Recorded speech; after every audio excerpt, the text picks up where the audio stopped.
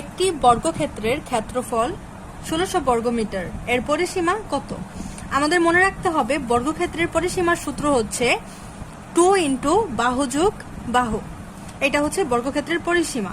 কিন্তু এখানে আমাদের যেহেতু বাহুর মান দেওয়া নেই, তাই আমাদের বাহুর মান বের করতে হবে। বাহুর মান বের করার জন্য আমাদের এখানে দেওয়া আছে ক্ষেত্রফল। আমরা জানি বর্গক্ষেত্রের ক্ষেত্রফল সমান সমান বাহু স্কয়ার। ক্ষেত্রফল এখানে হবে বাহুর বর্গ। যেহেতু এখানে দেওয়া আছে 1600, তার মানে বাহু স্কয়ার সমান সমান ক্ষেত্রফল অর্থাৎ 1600। সুতরাং এটা যদি আমরা হচ্ছে বাহু বের করি বর্গমূল করে, এটা হয়ে যাবে 40।